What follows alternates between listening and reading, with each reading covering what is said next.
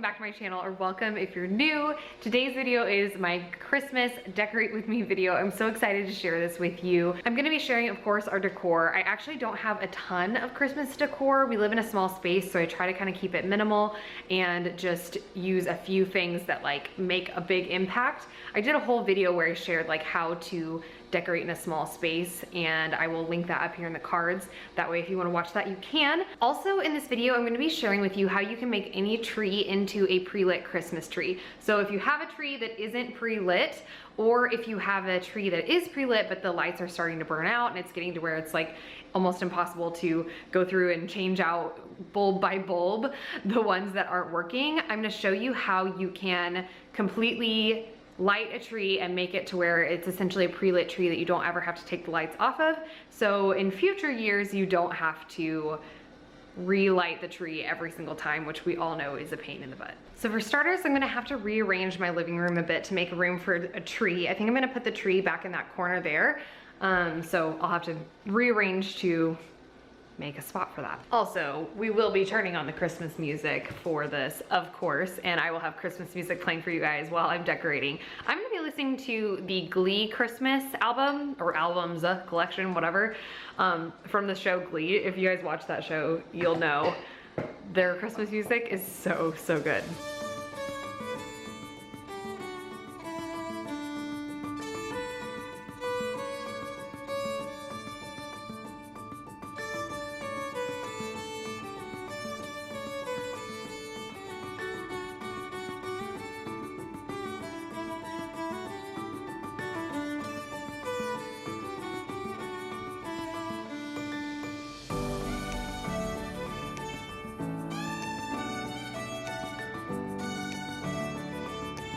As you might be able to see, my tree actually is a pre-lit tree.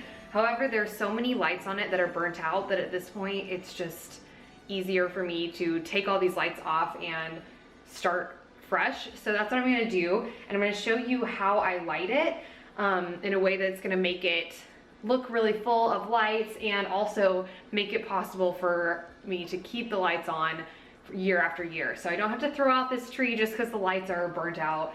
I'm just going to relight it. Also, I'm gonna start with just this bottom piece before I add everything on. I think it just makes it easier to work with, honestly. Now that the lights are off of my tree, I'm going to start lighting it. So what I did is I bought several different like lengths of lights.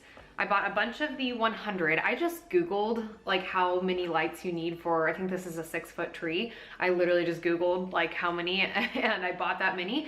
But I bought a bunch of the 100, which is like the biggest length. And then I also bought several of the 50 light length and 25 light length so that I could get it perfectly lit in section by section, if that makes sense. So like I don't want to use a bunch of 100 lights and then be stuck with like a big bunch of lights at the end of this section, because you have to almost treat each section like their own tree and finish the lights at the top. That way it can connect to the next section and the next section. That way you really do have a pre-lit tree. The other thing I'm going to do is I'm going to plug in my lights and actually light my tree while the lights are turned on. That way it's easier to see if you missed a spot or if there's an area that, you know, has a little bit of a dark gap. You can go back in and fix it instead of lighting the whole thing and then plugging it in and realizing like there's a huge clump of lights here and a huge dark spot here. You want to be able to see kind of as you go how things are looking. So what I'm going to do to start out is I've got this wrapped around the base here. This is gonna be my branch that's closest to the outlet. So I'm gonna go ahead and wrap this branch in the lights just so that I have like the right distance from my first branch to the outlet.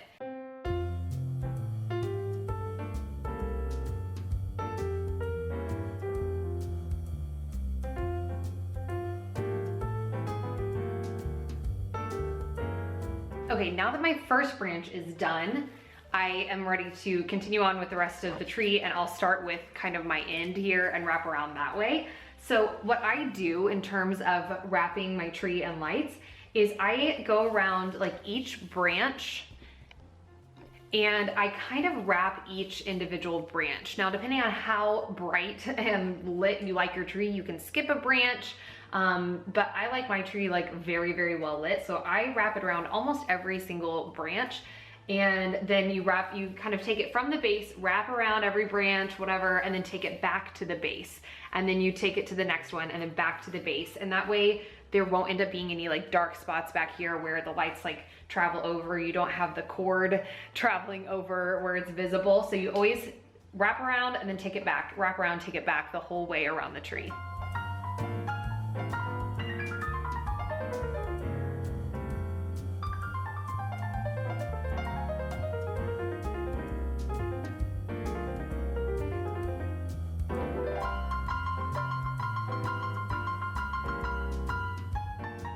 As you're lighting your tree, if you find that there's a place where the lights just won't stay where you need them to stay, maybe if you're like transitioning from one branch to another or something like that, there are several things that you can do to solve that problem. First thing you can do is you can actually take the like strand and separate it, because there are like 3 little ropes braided together, separate it and then like hook it on to the branch that way. So that kind of like hooks it on. Hopefully I'm explaining that well. Or you can take like a bread tie like this, cut it down, or even like one more like this. These actually were on my tree from when it was pre-lit previously, so I just pulled a few off as I was going. Well, I pulled them all off, but I kept a few so that I could use them for that purpose. You could also use just like any wire, any like pipe cleaner, anything like that, just to like stick it in the place where you want it to stay. That way it doesn't end up like stretching your branches one way or the other. It'll actually stay where you want it. Also, let me just show you case in point why I think it's so important to have your Christmas tree lit while you are lighting your branches. So this level of my Christmas tree has like 3 tiers. So there's like this one, and this one.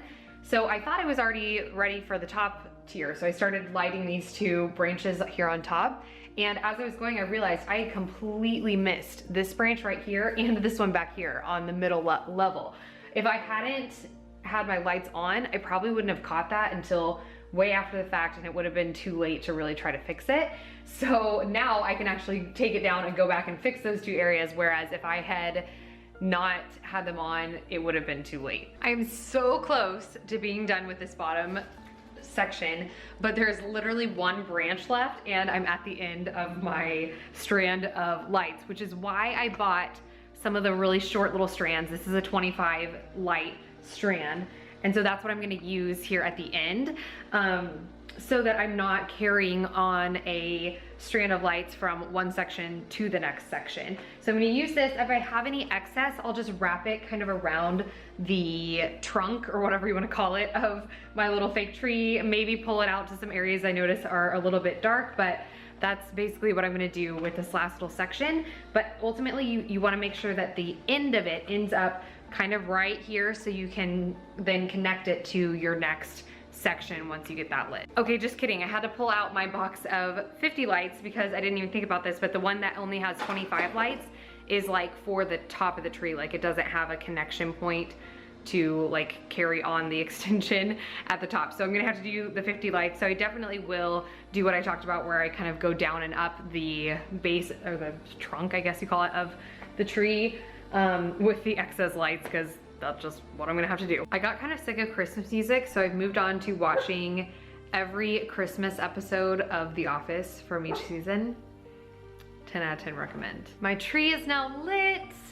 Please forgive the pillows and blanket hanging from my window. It is blocking the very, very bright light that's coming in over here while I'm filming.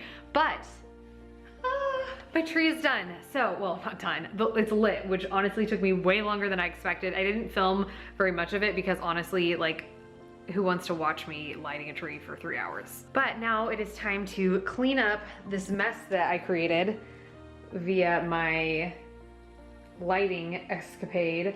And then I think I'm gonna make myself some hot cocoa. You can see I have like, I got stuff everywhere. The house is a mess right now. We'll work on that. But I'm gonna make some peppermint hot cocoa to sip on while I do the rest of my decorating. So when I was a kid, my mom would always make stovetop hot cocoa, like in a pot and you like make it yourself. And I remember it being so good and it felt like Christmas time. She put like some peppermint in it. So I'm gonna make that today. I've got my milk. I'm gonna use almond milk. You can use whatever milk you like.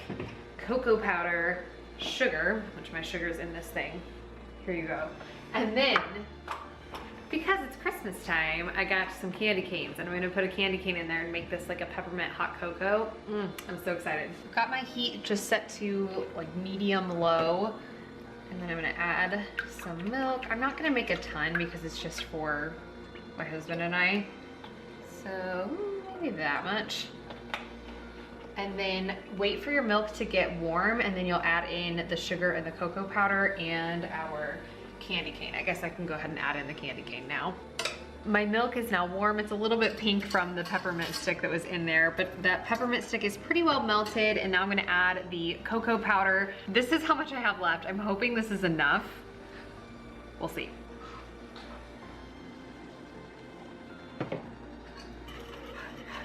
And then we're just gonna whisk it in. Oh yeah, this is more than enough.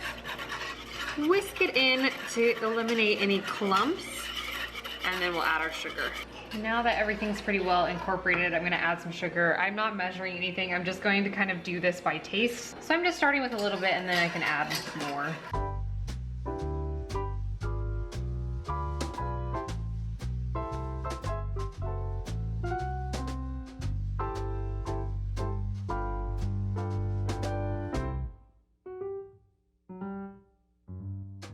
Starting out my tree decoration by wrapping this garland around the tree. I think it's so cute, these little brown furry puff balls. I'm tucking them kind of deep into my tree. I just think that looks so nice when your tree has a lot of dimension to it. So it has some things really tucked back deep into the tree and then some like ornaments and things hanging a little closer to the front. I really think that's the key to making your tree look really nice and full. I also went ahead and put my tree topper on, which I guess you're really supposed to do last. And as you can see, it started to fall over. So I will have to fix that again at the end. The tree topper I have is not actually a proper topper. It's actually an ornament, but it kind of works as a topper. So that's what I like to use.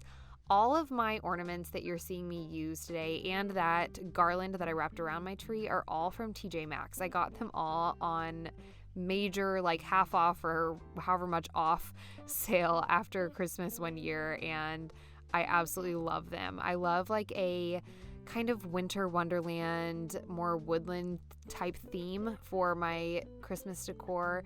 I really like the like gold and silver and more earthy tones. That's just what I prefer. I also think if you do a little bit more like winter themed and not so much Christmas themed, you can kind of get away with keeping your Christmas decor up a little bit longer, which is what I like to do. So that's a little idea for you if you're looking to change up your theme a little bit. Comment down below and let me know what theme you guys are going for this year in terms of your Christmas decor.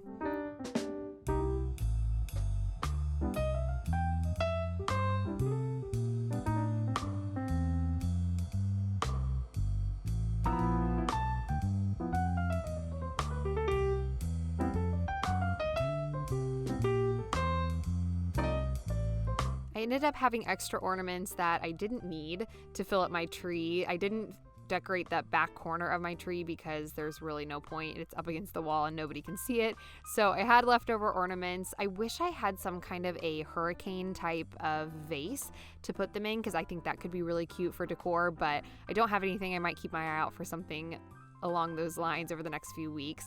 Then I moved on to decorating my little table. I tried putting this little garland, it's the same kind of thing that I used on my tree, but I just didn't end up liking the way that it looked, so I took it off and just left it as it was, and I think it turned out really cute.